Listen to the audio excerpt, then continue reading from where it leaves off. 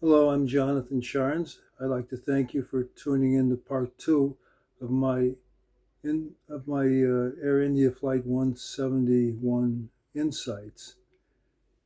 Um, as you recall in part one, if you haven't seen it, I'll give you a little brief review.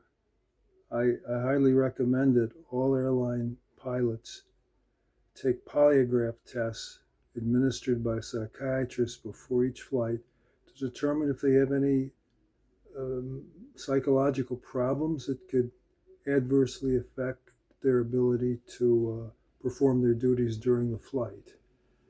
I also recommend that they do the same after the flight to verify that they have entered all the known maintenance problems of the aircraft into the aircraft logbook.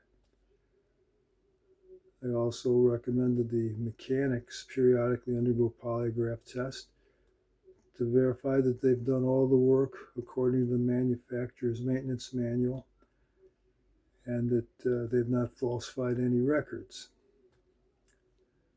I also recommend that the FAA inspectors who are responsible for the airlines certify that the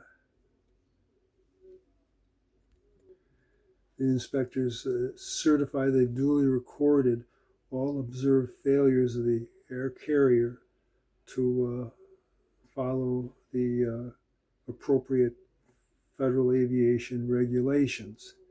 Too many instances, the inspectors are kind of like Sergeant Schultz in the Hogan Heroes series, where he says, I see nothing, I see nothing.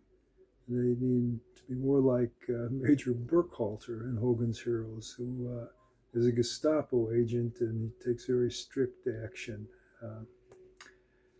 But there's no room for complacency by the inspectors. I've given examples where inspectors have refused to do their job, or in one case, an inspector was informed that an airplane was flying with an inoperative fuel gauge. And he says, oh, it was probably a bad sensor in it or something, like he's being the loyal servant on the plantation trying to help the master instead of taking enforcement against the air carrier for an obvious violation of flying with an inoperative fuel gauge. If you do, you're supposed to follow a certain procedure, which was not done.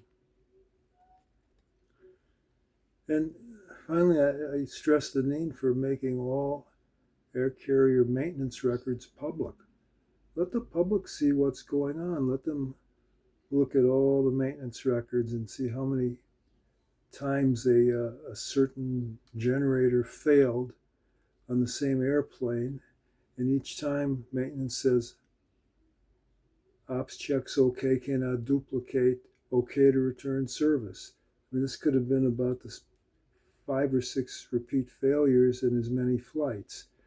And that's basically an obvious falsification of records because the mechanics are just trying to clear the plane so it can make an on-time departure rather than solve the problem. Some might argue that the pilots and air carrier personnel have rights of privacy. However, when you choose this profession, you give up certain rights of privacy. They already given up the rights of privacy regarding their medical records because those can be examined by the FAA, well, not the public. And they also are subject to random drug tests, again, by the FAA. But if this is made public, this will put more pressure on the airlines to honestly maintain the planes according to regulation and ultimately make flying safer. And safety of flight trumps anybody's right of privacy, in my opinion. Recently, a gentleman from Australia thought it's very impractical to try to give psychological tests with a polygraph to every pilot before each flight. However, he's claiming that there's a shortage of psychiatrists, and that may be true in certain cases, but worldwide, I did a little checking on Google. There's between 500,000 and 1,000,000 psychiatrists. There's approximately 100,000 flights a day. So that basically means if one psychiatrist examined one crew once every 5 days, they'd be covered if there's just the minimum of 500,000 psychiatrists. Ultimately, this would increase the demand for psychologists and psychiatrists. And as demand increase, their pay does, and more of them would enter this field. So I'm sure there could be something worked out with educational institutions and psychiatrists, psychologists to supply the numbers. Can it be done overnight? No, probably not, but I'm sure it could be implemented within 6 months, and it certainly would be a good start.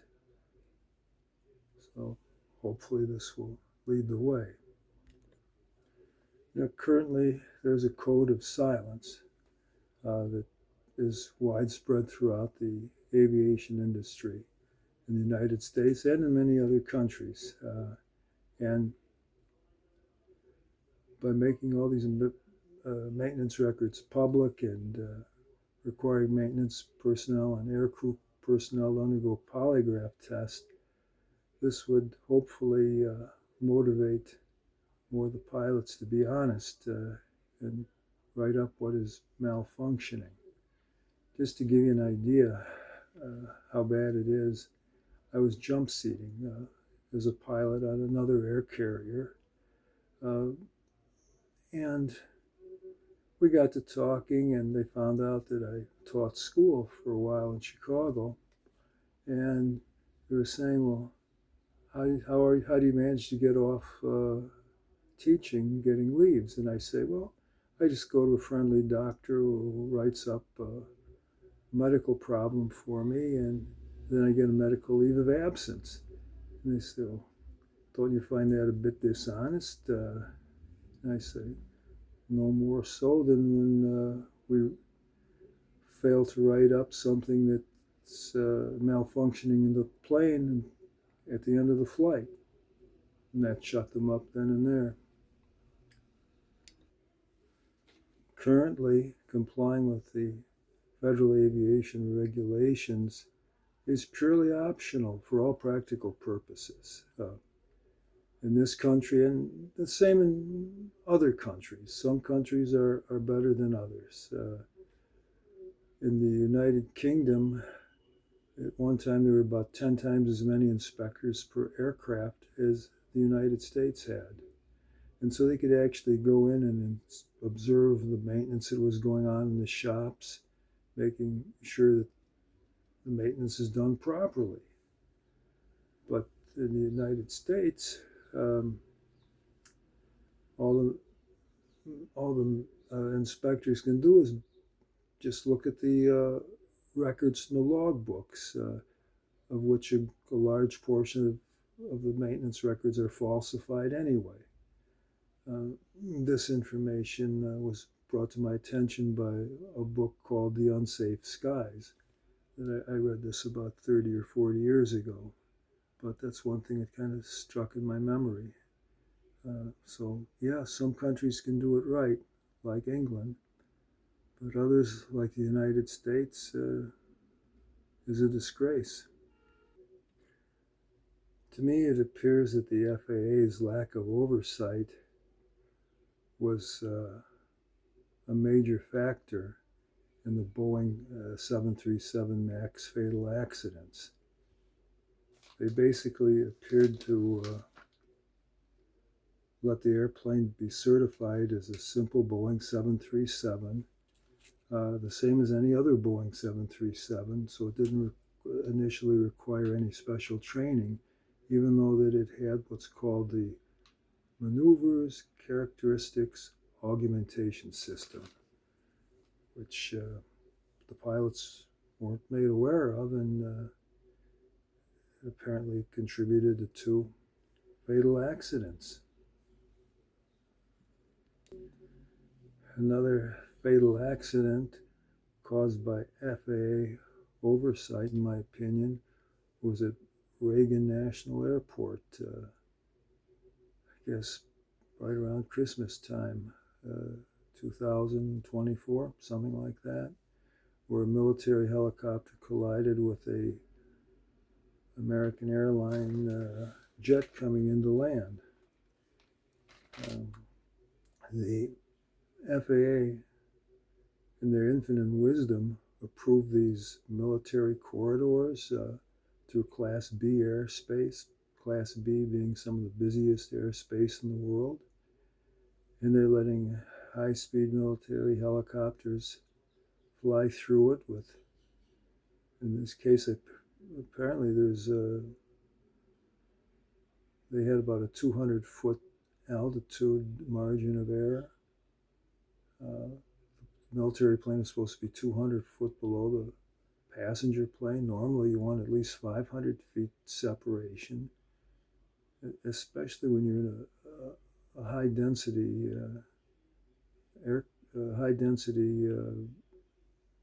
area where there's a lot of traffic. And then on top of that, they were allowing the military aircraft to fly real close to the approach end of the runway, where an airplane was coming into land. The collision was about a half mile from the end of the runway. How in the world could the controllers allow this to happen? Well, they said that military helicopters saw the civilian plane in sight, and that apparently got the controllers off the hook.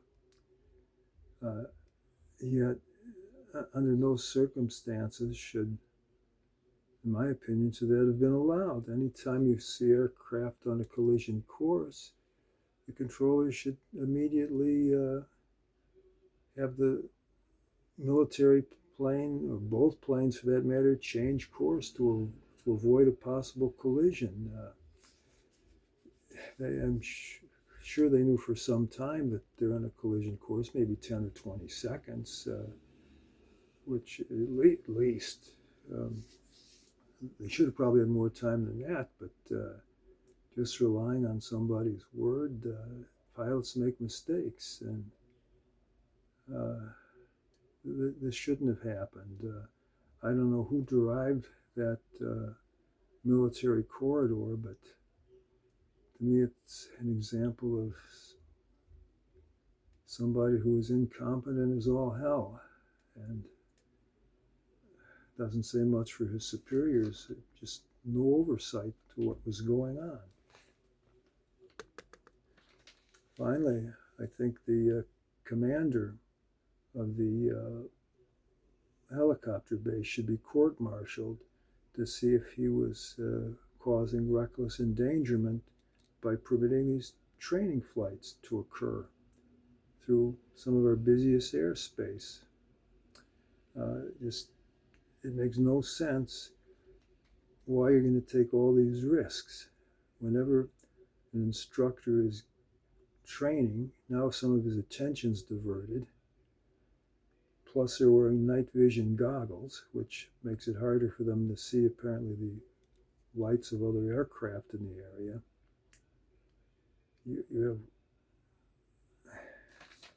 I can't see what was going on. In the Civil Air Patrol, which is an auxiliary of the Air Force, before each flight, the pilots are supposed to examine all the risks involved. They have to make a risk assessment of each flight. And some of the things they look at is the weather, are there birds around, traffic, what's the visibility, the pilot's workloads, their experience, type of airspace are they in, are they wearing night vision goggles? And all these things are looked at and evaluated, and if the risk, if there's just too much risk, the flight release officer will not release the flight. Now, did the military have a flight release officer who looked at all the risks involved? Did they make a risk assessment of this helicopter flight? If they did, where is it? If not, why wasn't one made? So these need to be brought up at a court-martial, in my opinion.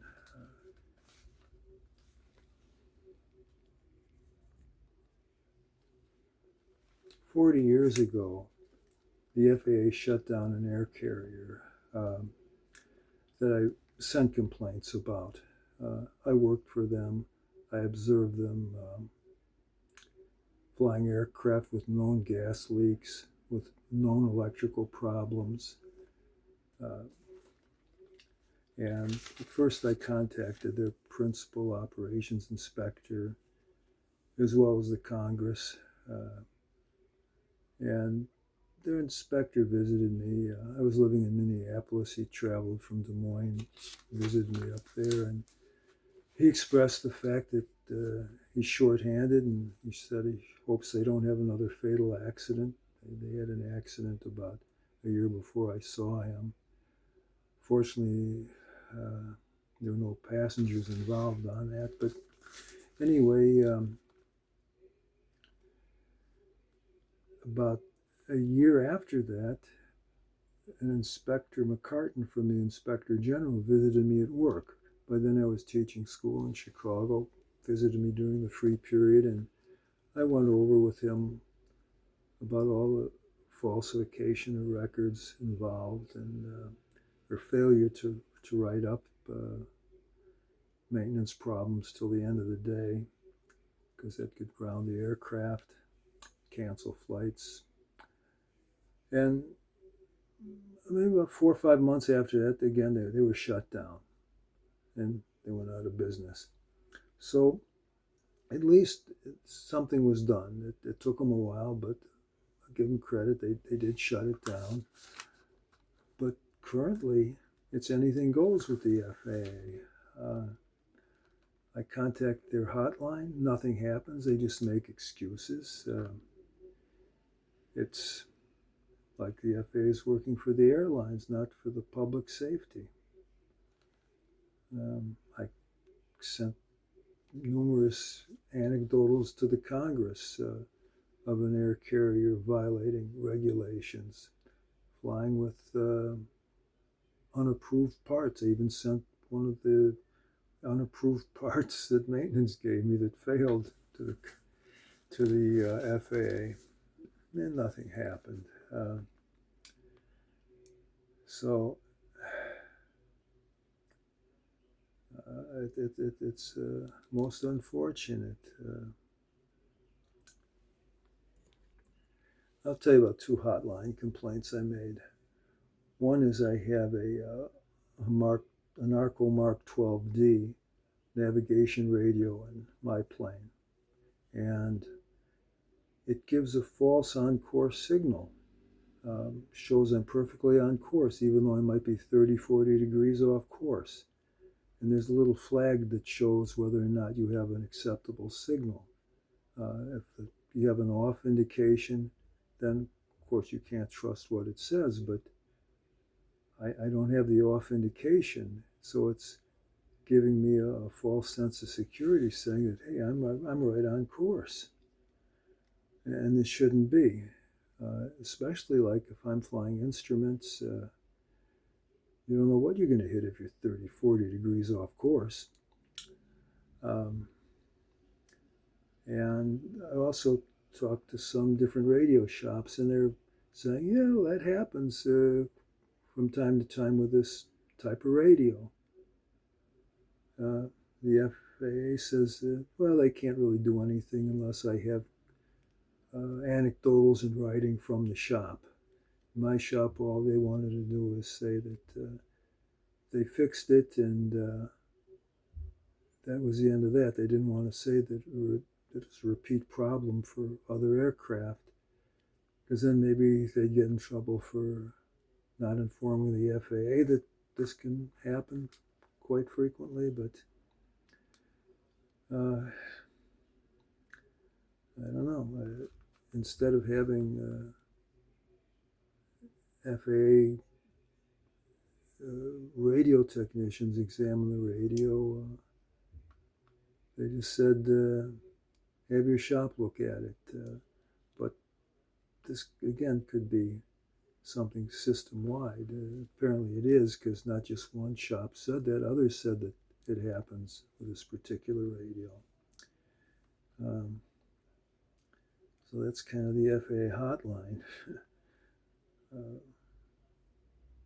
Another case is I have a vacuum pump. The vacuum pump's used to power the artificial horizon, which shows whether you're pointed up, down, or banked, and also your directional gyro to show what direction you're headed. That's pretty important when you're flying instruments.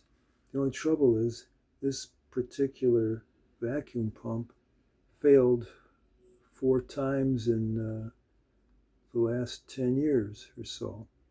Each time it was installed and replaced by a licensed mechanic, proper certification, and they couldn't get it to work right. It turns out that there's an oil seal that was bent, and when oil gets in the pump, that causes it to fail. But again, these mechanics apparently can't read, or they don't follow directions, or this is unsafe. If 4 mechanics that are certified by the government can't install a vacuum pump, nobody's really safe. And again, FAA is not interested in doing anything about it. It's just business as usual.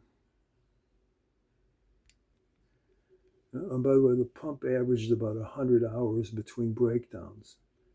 Sometimes it only lasted 30 hours. The longest it lasted was maybe 250 hours. But finally found one shop that they knew what they were doing. And so far, knock on wood, it's okay. Well, finally, let's look at Air India. And what I'd say was a big contributing factor was buildings at the perimeter of the airport. Ideally, an airport would have a lot of open space beyond its borders. So if a plane does have a dual engine failure, they can at least set down without hitting anything. And this is a problem worldwide. Many airports have a lot of congestions at their borders, and it's just a disaster waiting to happen. Ideally, it would be like Los Angeles International Airport, where you have the ocean to set down in if necessary. But it would be nice to have places like New York, where Sullenberg was able to set down in the Hudson River following his dual engine failure. But it doesn't have to be a river. It's just basically an open field. You need something within about 8 miles of the airport. You see, you want the plane to be able to get up to about 2,000 feet, at which point the pilot should have the option to either make a 180-degree turn going back to the airport should both engines fail, or land straight ahead or to the side. And so you want places to land within about 8 miles of your airport border. So this is something that hopefully more airport planners will take into account. I know economically it would be very difficult to implement in a lot of the airports. But again, hopefully the newer airports will be in spaces that are more wide open.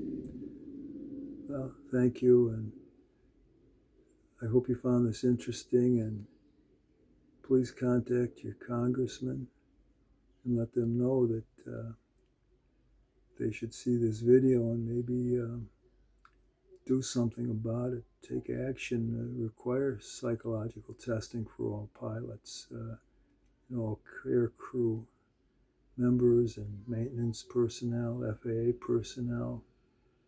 I think they can do nothing but help safety. I tried contacting the FAA subcommittee, my congressman, and if enough of us do it, maybe they'll pay attention. Thank you.